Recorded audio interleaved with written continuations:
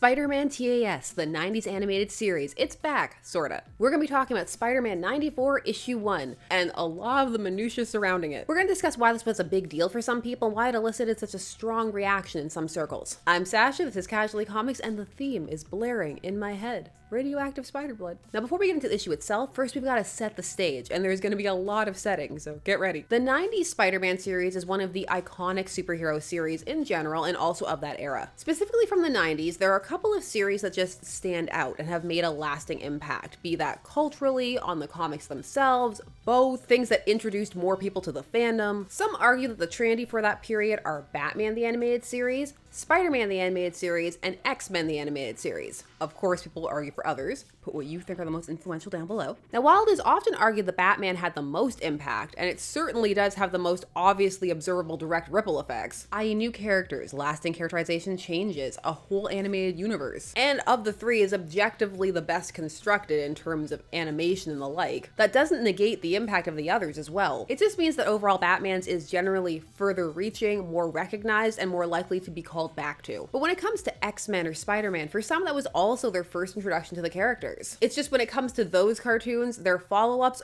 also have a lot of fans who feel very strongly about them. X-Men Evolution, Spectacular, those kind of things, whereas Batman TS's follow-up, The Batman, is much more underrated, though not as memory hold as those two animated Spider-Man series before Spectacular Spider-Man. The point is, in contemporary discourse, oftentimes those cartoons can be left in Batman TS's shadow. And when it comes to the 90s Spider-Man series, it did a lot. It presented several iconic storylines in a recognizable yet oftentimes blended manner. Story arcs coming together and combined, forming something new, unique to that series.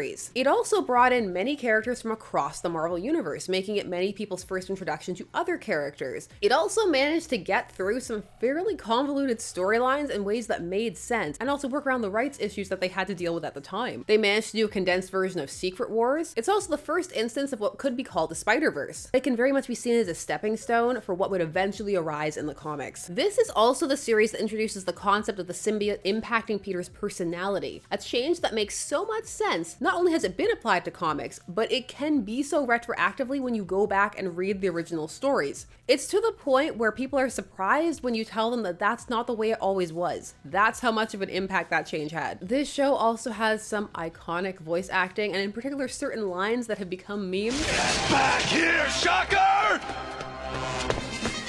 Shocker! Christopher Daniel Barnes, aka Prince Eric, goes so hard in certain line reads. They live on. The Mary Jane one is also up there. Now with this series, the animation could definitely be choppy, and there were times when you could catch them reusing frames and the like. At the same time, the series was one of the early ones to integrate computer-generated effects. Overall, this series had a lot of heart and love for Spider-Man in it. There's just an overall enthusiasm and joy to it that really makes it stand out. This is one of those shows that for me, it was my introduction to Spider-Man, and also I do hear some of the voices still when I read Spider-Man comics. The Fisk voice, for example. That's just what I hear. Personally, I don't view it as a perfect series, but I have a lot of fondness for it, and I think it handled a lot of the storylines very well, especially given the constraints that it was working under. Now, the original series ran for 5 seasons. It was 65 episodes and ran from 1994 to 1998, originally airing on the Fox Kids network. It was created by Stan Lee and John Semper Jr. Semper was the second choice after Martin Pasco, but he really took to it and did so much research and really put a lot of effort into it. And it shows. Semper claims Lee's influence story-wise was largely on the first 13 episodes, but after that, it started to move in its own direction. So it cannot be understated how much of Spider-Man TAS was down to Semper, and put a pin in that. The series was canceled after 5 seasons and famously ends on a cliffhanger, with Spider-Man leaving with Madam Web to look for Mary Jane, who he thought he had married, but it turned out it was a clone. No! Mary Jane! Mary Jane! I love the comments on the clip of the scream, by the way. Let's just share some, because why not? Director: Chris, I'm not sure we could use this. It's actually too convincing. Bro went so hard for a kid's show. It's not over the top, it's earnest. You can feel the passion in this performance. What is noteworthy here is that people really wanted Peter to find MJ, and how this series ended haunted some people for decades, and they would reach out online and try and find out what was going to happen, those kind of things. Now, in general, the Spider-Man animated series show descended into rights holder hell for a bit, so there was a period where it was actually pretty difficult to watch it or acquire it. although there were always ways, yo ho. Time of recording, it's in one of its more easily accessible eras, but we can't guarantee it'll stay that way. Now, there were online discussions about the canceled season and what was meant to be, all of that, and you can find some of the ideas online. You have some of the plans that John Semper had for season 6 on places like the Unproduced 6th Season Wiki, which has a great salty description as to what happened at the top. After the season 5 finale, John Semper Jr. hoped that the Spider-Man animated series would be picked up for another season. However, when executive producer Avi Arad and the head of Fox Kids, Margaret Loesch, got into an argument, Loesch had the series canceled. John Semper Jr. had ideas for episodes that would have been produced had the series gotten renewed. They have sketch art for Betty Brant. They were going to do the Rose arc with Fisk's son. Apparently, there were plans for an updated version of Spider-Man and His Amazing Friends. There is also a treatment from 2016 that can be found online. John Semper wrote it, and it's called Peter Finds Mary Jane, because remember, this was the big cliffhanger. You can read an outline of what it was meant to be again online. It was initially given out as a thank you to people who donated to his War of the Rocketmen crowdfund. It's also not the only continuation version that's out there, which we'll get to later. So for years since the show ended, there have been calls for some kind of continuation, some kind of revival, and then in 2024 that reached a fever pitch, because To me, my X-Men. X-Men 97, the continuation of the 90s X-Men cartoon. This hit fandom hard and was generally well received and viewed as a good way to continue the series, though there were of course parts people took issue with and changes that didn't entirely align with the original show. But overall, it was something that the fandom was happy to receive, and new fans were excited about it too and went back to check out the old show, comics, all kinds of things. It was in general a good time. It also got super messy. There's a whole bunch of behind the scenes drama that started happening, at least publicly, when the show was about to drop and continues to time of recording. This is between the showrunner slash head writer Bo DeMeo and Marvel slash Disney time of recording. There's accusations on the one side of creator difficulty, inappropriate behavior. On the other side, there's accusations of top-down toxic work environment, sabotage, bigotry. That's a whole separate video. Now in this series, in the finale, there's a cameo of Peter and MJ, and people were already clamoring for Spider-Man 98. There was even all the speculation as to what time is this happening? Is that MJ? Is that her clone? People were excited about it, though some rumors claim that it's that excitement, which is precisely why it did not happen. However, what has emerged in the wake of all that is a mini-series, Spider-Man 94. It's written by J.M. DeMatteis with art by Jim Toh, colors by Jim Campbell. DeMatteis is a well-known Spider-Man comic book writer, as well as just a prolific and well-known comic writer in general, who's worked on some iconic storylines. Some of you will instantly be thinking of Kraven's Last Hunt. He was also involved in the Clone Saga, which is important for our purposes. He did help write one episode of Spider-Man TAS, and that was season 2, episode 4 from the Neogenic Nightmare arc, The Mutant Agenda, which is the first part of the X-Men Spider-Man crossover episode. He's going to destroy all mutants. Every last three-eyed, six-legged, four-nosed one of them! Now, some were immediately curious / bristled at the fact that it didn't seem like John Semper was involved in any way, and he was such a well-known key part of the animated series. And that feeling intensified when Semper himself came out with a statement. It's long, but we need the context, so let's get to it. He stated, "I got a text message this morning from my good friend Matt Dunford telling me that Marvel is continuing, in quotes, my Spider-Man animated series in comic book form in a 4-issue limited series called Spider-Man 94. Since I will no doubt be asked about it by fans of the series, no, all caps, I am not, all caps, involved with this comic book, and no one at Marvel approached me to be involved in any way. Matt's text message was the first I heard of it. The internet tells me that J.M. DeMatteis is the writer of the comic book, and I have nothing but the greatest respect for him. His amazing body of work over the years, both animation and comic books, speaks for itself, and I'm positive this new comic is in great hands. I hired him years ago to participate in writing one episode of my series, which ran for 65 episodes, and I thoroughly enjoyed working with him. Where he now chooses to take the series story-wise is entirely his decision, but for the record, they are not my creative choices, not in all caps, nor do they represent any oversight by me. Yes, it would have been nice, some might even say respectful, if Marvel had reached out to me at some point as a courtesy, but I have long ago abandoned all expectations that Marvel would acknowledge any of my contributions to the Marvel Universe, like for instance my creation of what is now known as the Spider-Verse. So I wish them well, and encourage us all to celebrate with good cheer this 30th anniversary year of Spider-Man the Animated Series. Oh, it's the anniversary year too, and they didn't talk to him. Ooh. And keep your eye on all my socials, especially YouTube, because I intend to launch my own celebration of my series in the very near future. In the immortal words of my mentor, Stan the Man, nuff said. Ugh, nuff said can be so salty depending upon how you apply it. So for those aware, they may have felt that such a pivotal creator should have been involved in some way, already putting them off or making them a bit wary of the revival, while others would just have been excited because of who was attached to it, and may have felt that it's a different medium and can be its own thing even if it is a continuation. Some would just be excited to see what this classic Spider-Man comic author could bring to the table, feeling that since it is a comic project, having a predominantly comic author makes sense, while others opine that that has not been a problem for other projects. The Danny DeVito Penguin comic. Never forget, I never will. Endearment for Danny DeVito and perplexed that it happened. But now we've set the stage enough, so let's take a look at issue number 1, which came with an assortment of nostalgic variant cover options. The comic itself opens on Morlun and Kane. Now for those up on their comic lore, this is already giving them a hint as to what storylines are going to be worked through, which would be the Clone Saga and Morlun, so that could be the Inheritors, Spider Totems, it's totems. For the first time in months, I can honestly say, I'm happy. Mary Jane is back, we're finally together, and nobody is ever gonna take her away again. There are no more dangerous words in a Spider-Man comic for Peter to say than I'm happy. That brings only doom, either metaphorical or literal, because it's the Marvel Universe. Also the iconic yellow sweater and purple jeans on MJ, fashion. But also you may be quick to note that the faces are not exactly styled like the animated series. It varies from character to character, but it's especially noticeable with Peter, who really doesn't look much like his cartoon counterpart at all. And for something marketed as a continuation of a series with a very distinct and well-known look, for some that may be jarring, especially when other continuation or tie-in series do tend to have art that more directly correlates to what the animation style of the animated series was. It's not always one-to-one, but there's usually a very strong attempt at approximation. Now once they land on a roof, MJ proposes to Peter, which sends him into a panic spiral / recap page where we get a recap as to what happened, how she was lost, how they got married, or he thought they did but she was a clone, and how he went to find her, which has a little note attached to it.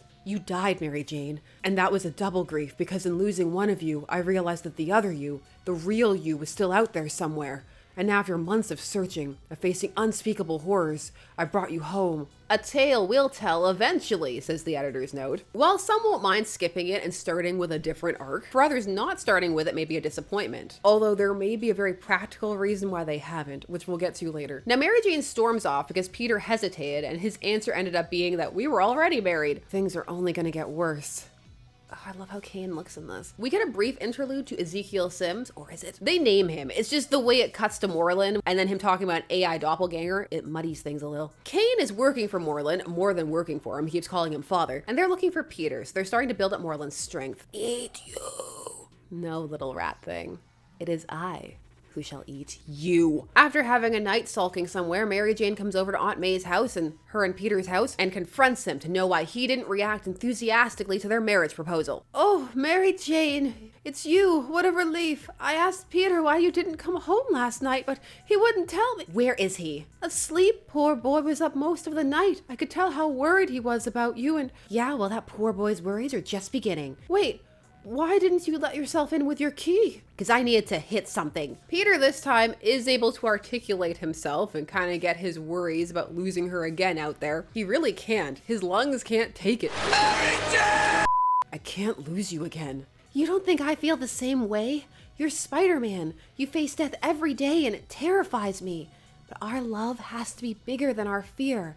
It has to be stronger. This one face when Peter is trying to explain to Aunt May why he's excited about getting married when technically they're already married, in her eyes, it haunts me. But for the moment, things are good. Peter goes out, he fights the Molten Man, he webs his hands up so he can punch him. We see him punching people in this because in the animated series he didn't. That was a choice that John Semper did because he wanted him to have a bit more of a tactical fighting style and he also didn't want it to seem like he was just resorting to simple violence in a kid's cartoon. But it is a nice detail seeing his webbed up hands. He's probably had to do that. He hangs out with Johnny a lot. But of course things can't keep going well. It's Spider-Man. That night they throw a dinner and they invite Aunt Anna over from next door and she is less than impressed that MJ and Peter are living at Aunt May's and she views Peter as lackluster and a freeloader. MJ does defend him, saying he's looking for teaching work, which aligns with the Straczynski elements that they're pulling from for the storyline. But the dinner ends up being awkward anyway because Kane busts in through the window. Peter Parker. Kane the window. You've been watching Peter. You know he can't afford to replace that. No, not here. Yes, you are indeed the one. The totem of totems, I can feel it. The power of the spider like a wave washing through me. How fascinating. Peter? I'll be okay, MJ. I promise. Don't make promises you can't keep.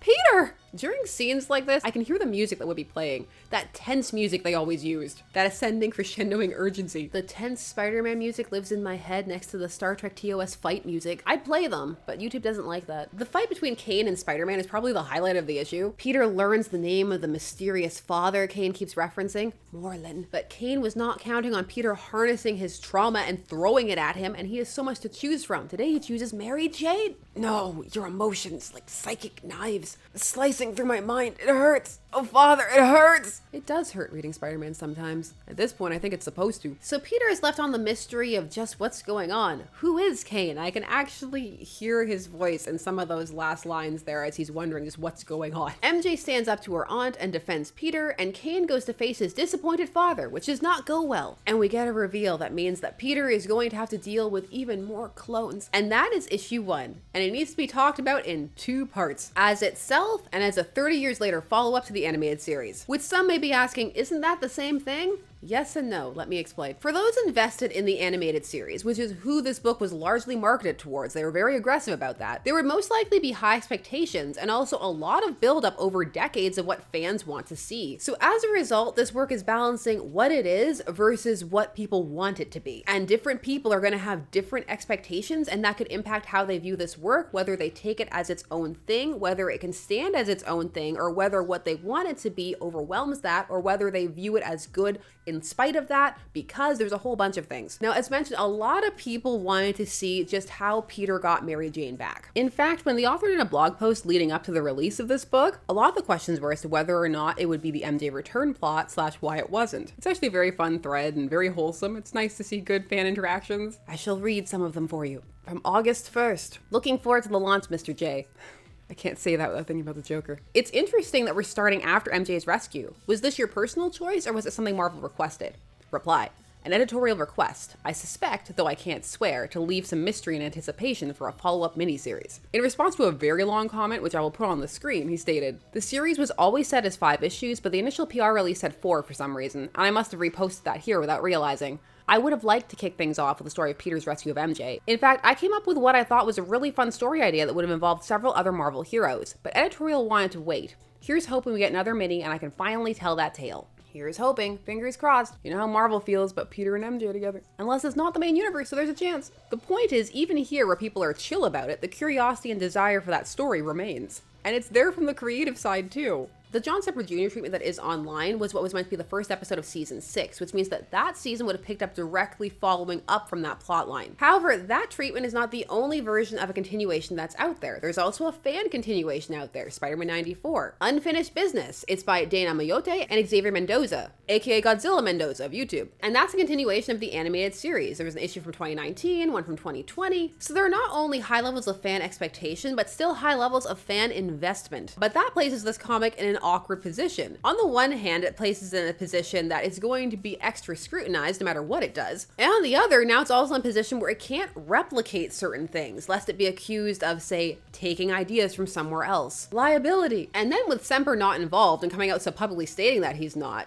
one must steer extra clear of that version. But let's say the hurdle is jumped and you're dealing with the fans who are going in accepting that this is going to be its own take on a continuation. Let's see what it is. And there are some who would have no problem bypassing the MJ return. Not everybody was super attached to Peter and MJ, and not everyone kept up with / keeps up with all the developments or news online. Some would just be curious to see where the story would go. Now we enter another world, which is the choice of storylines that appear to be being fused. One, at least partially, is the Clone Saga. For some fans, that is a hated storyline. It's also an infamous one for how the behind-the-scenes forced extensions and other shenanigans which really warped it away from what was initially supposed to be. Now, while some fans have come around on the Clone Saga, and some just unironically like it either from the time or coming to it later, I personally don't hate the Clone Saga, but it has some staunch haters. And there are some aspects of the Morlun storyline that are equally contentious in some circles of fandom, specifically the Spider Totem and the other stuff, because what it does is it makes Peter destined to be Spider-Man, rather than it being a kind of accidental thing that happens to him. Moreland seems to potentially be moving into a bit of a Miles Warren Jackal position because we already used Warren in the series earlier. Now, all that is to say, some will not enjoy that these were the storylines that were chosen and may not have wanted to see those elements in the Spider-Man TAS verse. For over time, Spider-Man TAS has come to feel like its own universe, despite the fact that that was achieved by doing what this book is doing, which is fusing different comic book stories together in a way that then feels like it's part of its own separate universe. There are also some who will not be familiar with those storylines, or as mentioned, who will like them and won't mind that they were the ones used. But again, we're just adding layers on top of the different things that people could be bringing to this comic. Now, as mentioned, for others, the lack of a key creator's involvement could be something that takes them aback or takes them a bit out of it, especially one who has remained so engaged with the fandom. There's also the fact that this continuation is happening in a medium shift. It's going from animated series to comic book. Not all of the Spider-Man TAS fans were comic book fans, so some won't make the leap or may be expecting a very strong resemblance to the vibe of the show. And it must be said that this issue does read a lot like an episode of the show, and it's paced in the same way. So with all of that said, it may become a bit clearer why the weight of all those expectations could for some crush this work or render it not entirely visible in its own right. Because outside of this, there are objective positives and negatives to this book, but that also does not negate all of the above that we have just discussed. It doesn't invalidate people's opinions. Of course, where people are coming from is going to impact how they view the work. If anything, it just warrants more examination. The question can then become, were expectations met or not? And was the work good or not, in its own right or not? And then how those things combine. But with all that said, what about the work